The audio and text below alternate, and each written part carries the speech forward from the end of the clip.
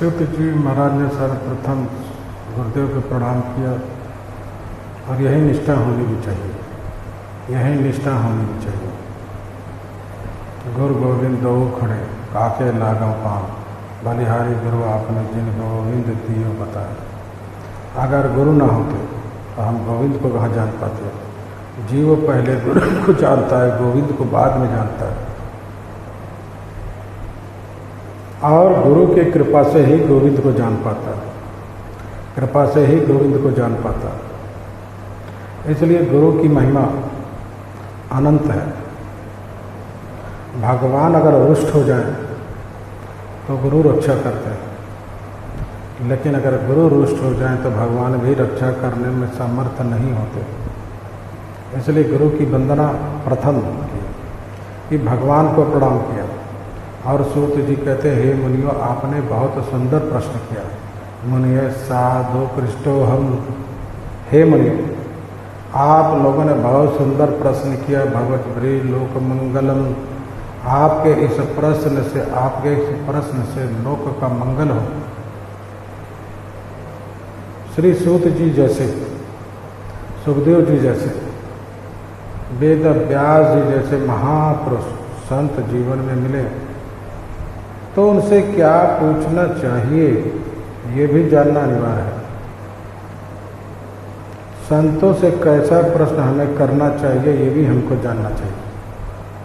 संतों से कभी ये प्रश्न मत करो, क्या हम मुकदमा कैसे जीतेंगे, हमारी फैक्ट्री कैसे चलेगी, हमारा दुश्मन कैसे मरेगा, हमारा अमुक काम कैसे बनेगा। ये सब प्रश्न महात्माओं से मत करो। महात्मा इन कार्यों के लिए नहीं है। महात्माओं के चरणों में जा करके ये प्रश्न करो, महाराज मेरा अज्ञान कैसे दूर होगा। ठाकुर के उस प्रश्न को सुनकर अगर महात्मा ने आपके उन सांसारिक प्रश्नों का उत्तर देना प्रारंभ किया तो समझ लो महात्मा भी संदेहग्रस्त है। और अगर आपको डांट दे कि ऐसे प्रश्न मत करो, भगवान की चर्चा करो, तो समझ लेना बहुत अच्छा महात्मा है। रामायण में आपने पढ़ा, प्रताप भानु राजा जब कपटी मुनि के पास गए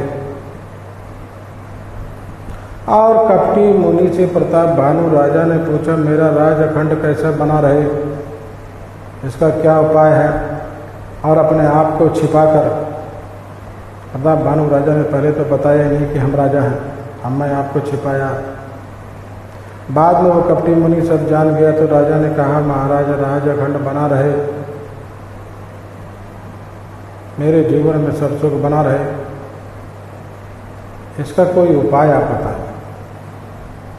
मुनि प्रसन्न हो गया। मुनि ने कहा, राजन तुमने मुझसे कपट किया, मुझे बहुत अच्छा लगा। कोई किसी से कपट करे और उसको अच्छा लगे। कपटी मुनि ने यही कहा कि नो कपट राग भल मोही, तुमने कपट किया मुझे बहुत अच्छा लगा। प्रताप भानु राजा को उसी समय सावधान हो जाना चाहिए था। जिस महात्मा को कपट अच्छा लग रहा है और मेरी कपटपूर्ण बात प्रिय लग रही है, इसका मतलब है कहीं कुछ गड़बड़ है। परंतु प्रताप भानु राजा सावधान नहीं हुए, परिणाम उनका विनाश हुआ। संत महात्माओं के पास जाओ तो भगवान की चर्चा करो, आत्म कल्याण के उपाय पूछो, संसार की। सूत जी महाराज ने कहा, हे मुनियो, आपने बहुत सुंदर प्रश्न किया। आपका यह प्रश्न बहुत सुंदर है। क्यों? ये कृपा कृष्ण सब प्रश्नो, क्योंकि तुमने भगवान कृष्ण के विषय में पूछा है, इसलिए यह प्रश्न अच्छा है। और ये कहते हुए सूत जी महाराज वर्णन करने लगे, सबयो पुंसाम परो धर्मम यतो भक्त रथुत यदरोक्षसे। भगवान अधोक्षित के चरणों में भक्ति हो, यही परम धर्म है। सबई पुंसाम परो धर्मो, ये भक्ति कैसी हो तो विशेषताएं बताइए। आहित के प्रति हता, भगवान के चरणों में जो भक्ति हो, अहेतुकी हो, उसका कोई हेतु न हो। किसी हेतु से हम भगवान की भक्ति अगर करते हैं तो हेतुकी भक्ति, और हेतुकी भक्ति को उत्तम नहीं माना। हेतुकी भक्ति तब तक होती है जब तक वो हेतु है, जब तक वो चीज़ आपको मिली है तब तक भक्ति करोगे। वो जो मिल गई तो भक्ति बंद, क्योंकि उसी के लिए किया है। तो भक्ति कैसी हो? अहेतुकी। और दूसरी विशेषता क्या हो? अप्रतिहता। वो भक्ति रुकने वाली ना, उत्तर उत्तर बढ़ने वाली। यह नहीं कि आज भक्ति की, भगवान की कथा सुनी, माला जपा, 2-4 दिन तक भक्ति में बड़ा भाव बना रहा, फिर धीरे धीरे सब खत्म। ऐसी भक्ति नहीं। ऐसी भक्ति जो भक्ति उत्तरोत्तर बहती रहे। सूत जी महाराज कहते हैं, आहे तो प्रतिहताय आत्मा सर्वपति।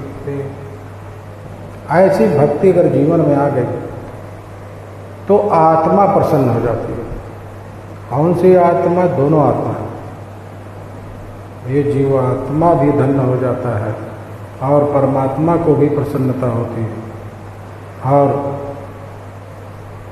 फिर आगे सूत जी कहते हैं, हे मुनियों, अपनी भक्ति को भगवान से जोड़ दो। भक्ति का मतलब क्या है? प्रेम। प्रेम को ही भक्ति कहा। प्रेम तो हम करते हैं, लेकिन हम संसार से प्रेम करते हैं।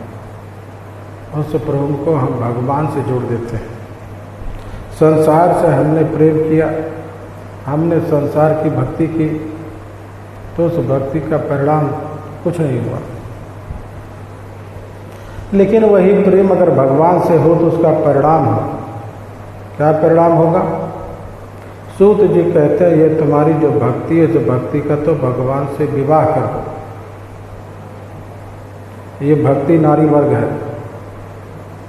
ये भक्ति, इस भक्ति को तुमने उत्पन्न किया, या समझो कि तुम्हारी कन्या है, बेटी है, और बेटी जब युवा हो जाए तो उसका विवाह करना पड़ता है।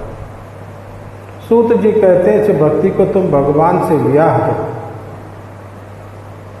वासुदेवी भगवती भक्ति योगे प्रयोजिता। इस भक्ति योग को भगवान से जोड़ दो, प्रयोजित कर दो। क्या कर दो? गठबंधन कर दो। भक्ति को भगवान के आंचल में बांध दो। फिर क्या होगा? जब कन्या का विवाह कर दिया जाता है तो फिर वो कन्या सुंदर पुत्र को जन्म देती है। इस भक्ति को अगर भगवान से तुमने विवाह दिया तो ये भक्ति पुत्र को जन्म देगी। 2 बेटे पैदा होंगे, एक का नाम ज्ञान और दूसरे का नाम वैराग्य, जिसकी चर्चा कल आपने सुनी। ये भक्ति के पुत्र हैं, ज्ञान और वैराग्य। जनयत व्यास वैराग्यम ज्ञान च हैतकम। ये भक्ति तुरंत संतान को पैदा करेगी। जनयत व्यास, और 2 पुत्रों को पैदा करेगी। वैराग्यम ज्ञानम च हैतुकम, और ज्ञान, 2 पुत्र पैदा करेंगे। बेटा बेटी जब पैदा होते हैं, या तो माँ पे जाते हैं तो पिता पे जाते हैं। लोग कहते हैं ना, तो माँ को पढ़ा है या बाप को पढ़ा है। 2 बेटा पैदा होंगे, एक बाप पे गया या माँ पे गया। वैराग्य अपनी माँ पर और ज्ञान गया अपने पिता पर, परमात्मा पर। तो भक्ति को जब हम भगवान से जोड़ देते हैं तभी ज्ञान वैराग्य रूपी पुत्र उत्पन्न होते हैं। सूत जी कहते हैं, हे मुनियों, समस्त धर्म कर्मों का फल है भगवान के चरणों की भक्ति। हमने जीवन में बहुत धर्म किया, दान किया, यज्ञ किया, तीर्थ किया, तप किया, लेकिन भगवान के चरणों में भक्ति नहीं हुई। भगवान की कथा में हमारी रुचि नहीं हुई। तो सूत जी कहते हैं, वो तुम्हारे से कर्म निष्फल होगा, व्यर्थ होगा, इसका कोई फल नहीं है। सारे धर्म कर्मों का फल भगवान के चरणों की भक्ति लगा दो। श्री सूत जी कहते हैं, हे मुनियों, मुमुक्षु प्राणी को, मोक्ष चाहने वाले प्राणी को अनेक घोर देवताओं की उपासना से विरध होकर एकमात्र भगवान के चरणों की भक्ति करनी चाहिए।